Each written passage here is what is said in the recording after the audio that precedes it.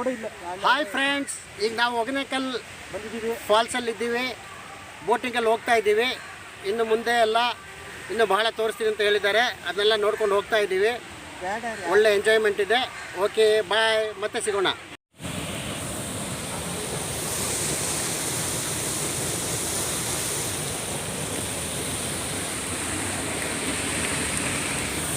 hi